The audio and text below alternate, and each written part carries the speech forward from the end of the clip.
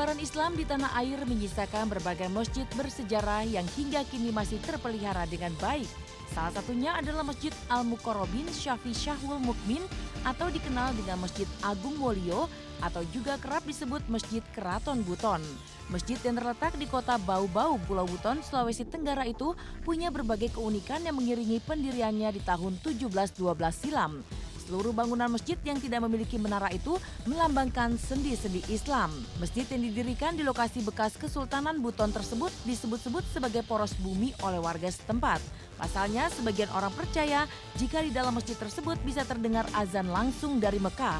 Benarkah demikian? Selain Masjid Agung Wolio, ada sebuah masjid yang berada di lingkungan Kesultanan Buton juga sangat syarat dengan sejarah dan mitos. Seperti apakah mitos yang ada di masjid yang bernama Masjid Kuba tersebut? Pemirsa, inilah fakta unik.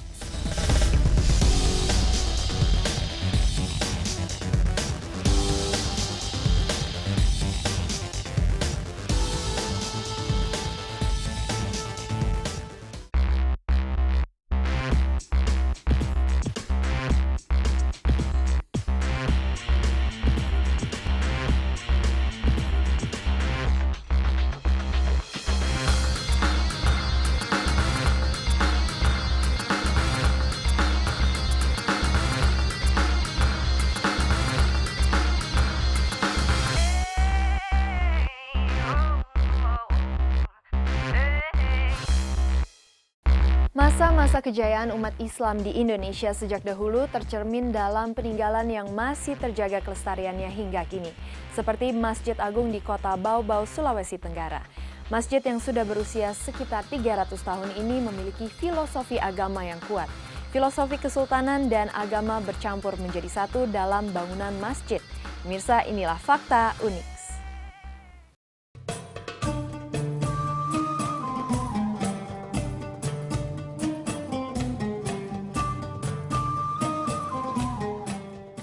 Masjid Al-Muqarrabin Syafi Syahwul Mukmin atau lebih dikenal dengan Masjid Agung Wolio atau Masjid Keraton Buton adalah sebuah masjid bersejarah yang berlokasi di kota Bau-Bau, Pulau Buton, Sulawesi Tenggara.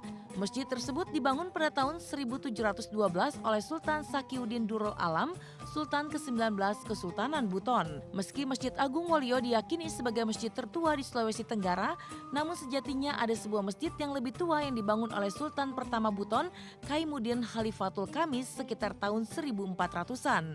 Namun sayang masjid tersebut terbakar saat terjadi perang saudara di Kesultanan Buton. Dan Sultan Sakiuddin Darul Alam yang memenangi peperangan akhirnya membangun Masjid Agung Wolio sebagai ganti masjid yang terbakar.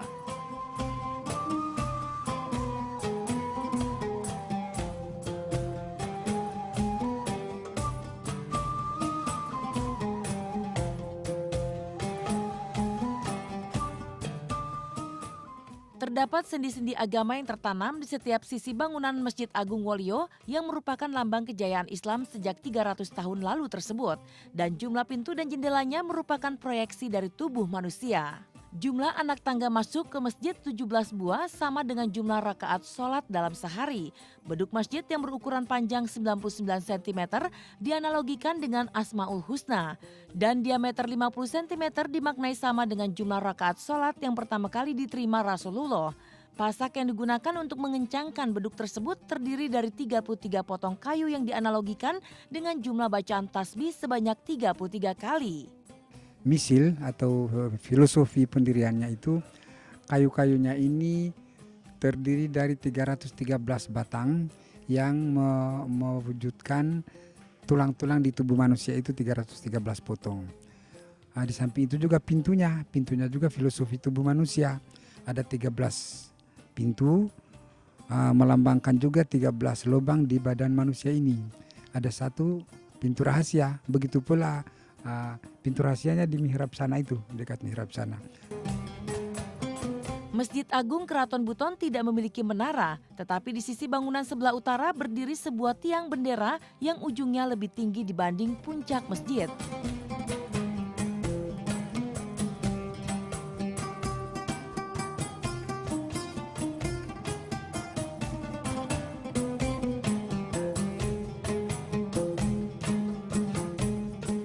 Di Di depan masjid di sisi kiri kanannya terdapat meriam yang posisi peletakannya tidak sembarangan. Benarkah meriam tersebut merupakan lambang kekuatan Kesultanan Buton zaman dahulu? Meriam ini kalau kita perhatikan, moncongnya rusak, tangkainya juga rusak. Baru peletakannya dulu serampangan, tidak seperti ini. Ya, itu terkait erat dengan falsafah Buton, falsafah kemasyarakatan Buton. Ada 4 tingkatan yang kita sebut. Pertama itu indah-indah mu arata, somana mu karo. Ya, berdayakan harta untuk menopang kemaslahatan diri. Yang kedua, indah-indah mu karo, somana mu lipu. Ya, berdayakan diri, berdayakan potensi diri, atau korbankan diri sekalipun untuk menopang kemaslahatan negara. Ya, kemudian yang ketiga, indah-indah mu lipu, somana mu sara. Biarpun negara hancur, kalau demi untuk menopang kemaslahatan pemerintahan, ya kita jalankan. Dan yang terakhir adalah indah-indah mu sara, somana mu agama. Jadi biarpun pemerintahan itu retak, kalau demi untuk penegakan agama, itulah tujuan kita. Ya, jadi ini adalah refleksi daripada falsafah Buton tadi.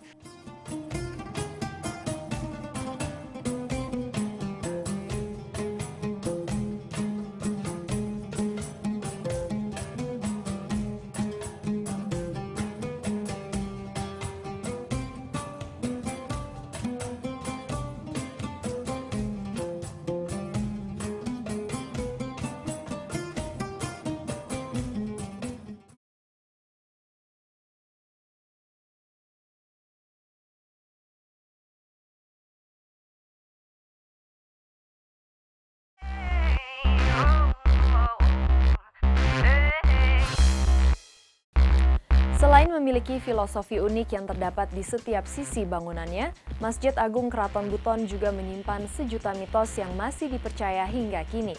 Konon, masjid yang terletak di kota Bau-Bau, Sulawesi Tenggara ini didirikan di pusat bumi. Benarkah demikian? Pemirsa, inilah Fakta Unik.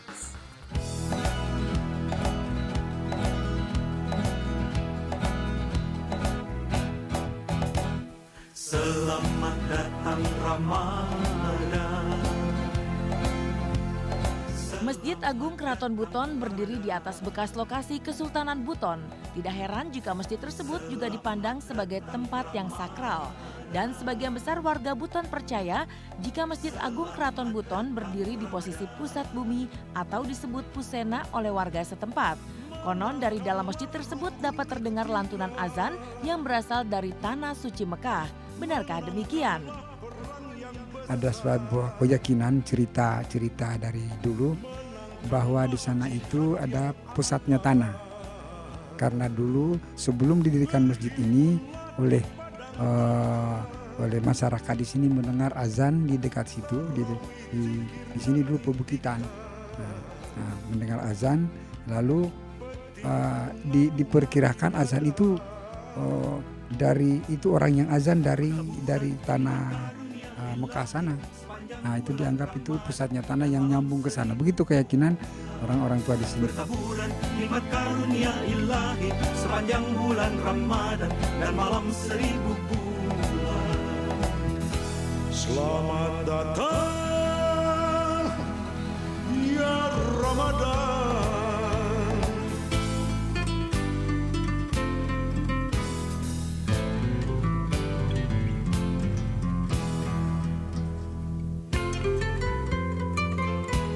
Lubang yang dibicarakan oleh warga setempat nyatanya bukanlah lubang yang menghubungkan antara Buton dan Mekah.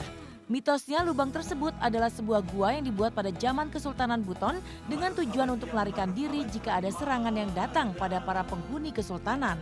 Benarkah lubang tersebut merupakan sebuah gua rahasia? Dan benarkah tidak banyak orang yang bisa melihat lubang tersebut? Semula lubang gua yang kini berada di bawah mihrab tersebut berukuran 2 x 2 meter persegi. Namun ketika Masjid Agung Buton direhabilitasi pertama kali pada masa Sultan Muhammad Hamidi pada tahun 1930-an, pintu gua ditutup agar tidak menimbulkan persepsi yang berbeda di kalangan masyarakat. Mungkin juga itu merupakan bentukan alam. Saya sendiri hanya melihat kotak penutupnya.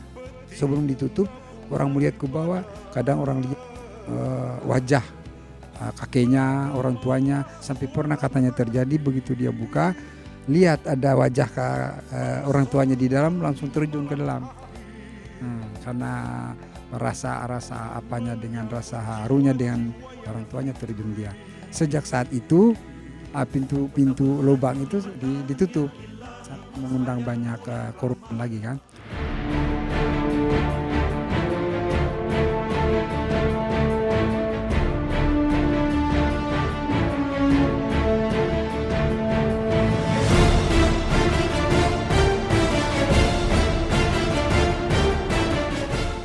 Selain memiliki keunikan bangunan, Masjid Agung Buton ini hingga saat ini masih sangat memelihara proses yang sudah sejak ratusan tahun dilakukan. Prosesi khusus tersebut diantaranya seperti ketika azan dikumandangkan, 9 orang berpakaian lengkap khas Kesultanan Buton turut menyertai sang muazim. Tidak hanya itu, setiap kali dilaksanakan sholat berjemaah di Masjid Agung Wolio, seluruh jemaah beserta imam masjid bersalaman satu sama lain usai menunaikan sholat dalam posisi duduk penuh hikmat. Sebuah tradisi silaturahmi yang hampir punah yang masih terus dipertahankan oleh masyarakat sekitar Masjid Agung Wolio.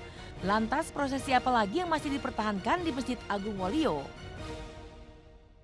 Sampai sekarang masjid ini memiliki perangkat sara yang terpelihara dari zaman ke zaman.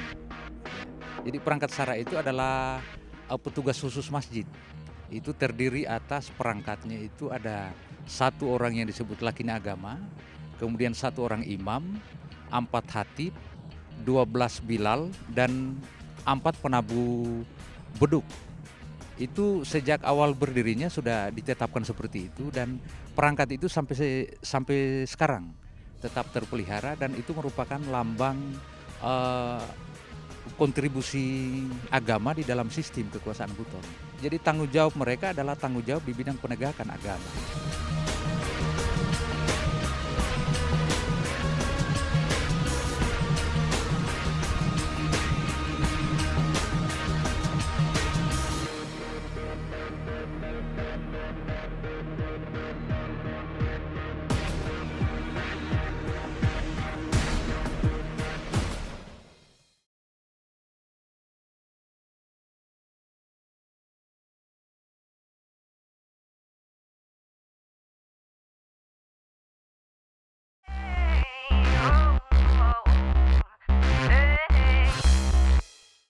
Masjid Agung Keraton Buton bukanlah satu-satunya peninggalan kejayaan Islam di tanah Bau-Bau, Sulawesi Tenggara.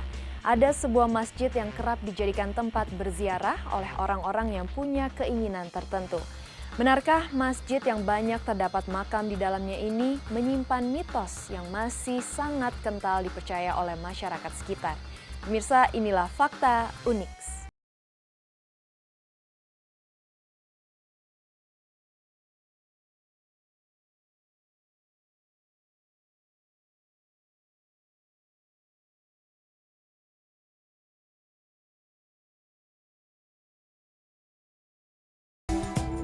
Tidak jauh dari lokasi Masjid Agung Keraton Buton berada, terdapat sebuah masjid yang bernama Masjid Kuba yang berdiri masih di lokasi Kesultanan Buton. Masjid tersebut dibangun tidak lama setelah Masjid Agung Keraton Buton berdiri. Di dalam masjid yang tampak kecil dari luar tersebut ternyata mengandung mitos yang kental yang masih dipercaya hingga saat ini.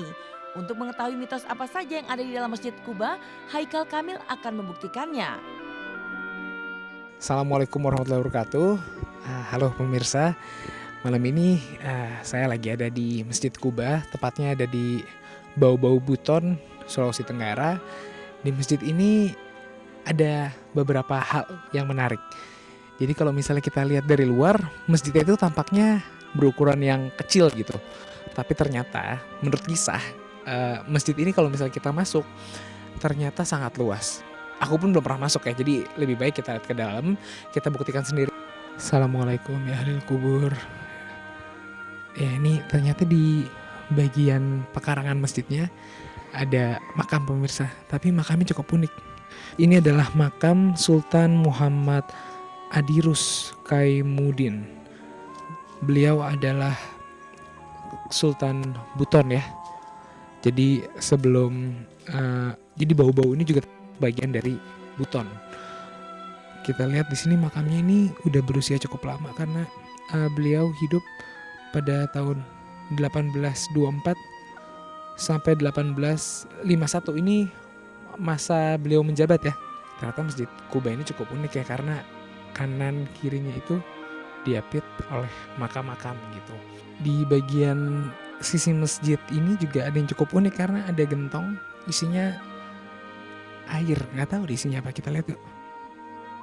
Tadi kan di depan udah ada buat wudhu ya, berarti ini fungsinya buat apa ya?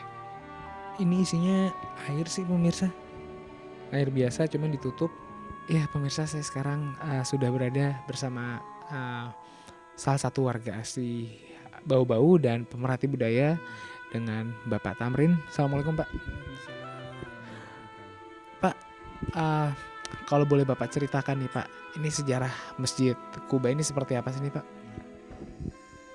Jadi Masjid Kuba ini kan semula di sini adalah kuburan ini, karena kuburannya sultan yang ternama lah, penyebar juga penyiar agama Islam, maka diabadikanlah kuburannya itu sebagai didirikan sebuah masjid.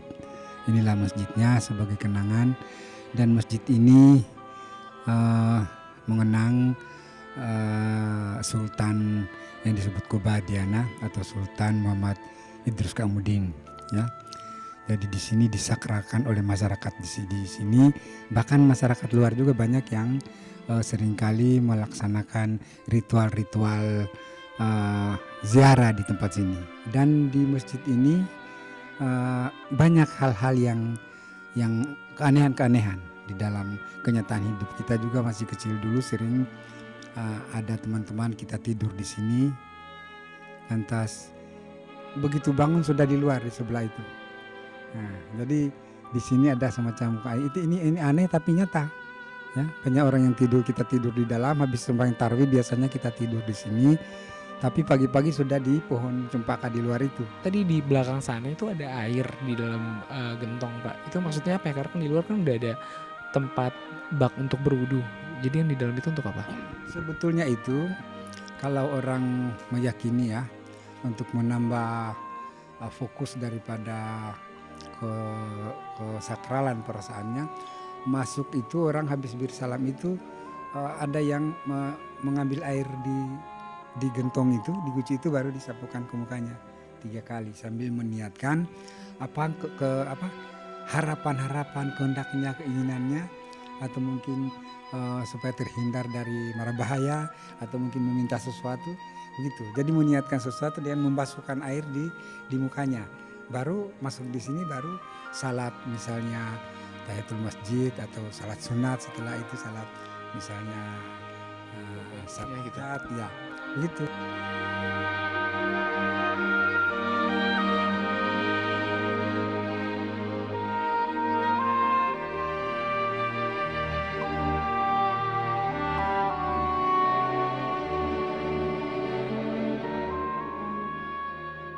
Di luar mitos yang ada di masjid yang syarat dengan sejarah Kesultanan Buton tersebut, manusia sudah seharusnya menjadikan tempat ibadah sebagaimana mestinya. Lantas, bagaimana Haikal Kamil menyikapi mitos yang ada di Masjid Kuba, Bau-Bau, Sulawesi Tenggara? Inilah akhir dari perjalanan aku pada malam hari ini. Tapi kalau pesan yang aku dapat sih buat malam hari ini intinya gini. Kalau kita meminta hanya satu, kepada Tuhan semesta alam, kepada Allah. Medianya ya sesuai dengan media yang kita percayain gitu. Kalau misalnya yang percaya dengan apapun itu, ya itu kembali lagi ke pribadinya masing-masing gitu. Karena yang menentukan baik atau buruknya, benar atau salahnya itu bukan manusia tapi Tuhan. Itu aja deh. Terima kasih pemirsa, sampai ketemu lagi. Rumah ibadah sudah selayaknya digunakan sebagaimana fungsinya sebagai tempat beribadah. Dan hanya kepada Allah lah seharusnya manusia memohon pertolongan. Dia Maha Sempurna. Tak ada satupun yang luput dari penjagaannya. Tak ada satupun yang luput dari pandangannya. Tak ada satupun yang luput dari penglihatannya. Tak ada satupun yang luput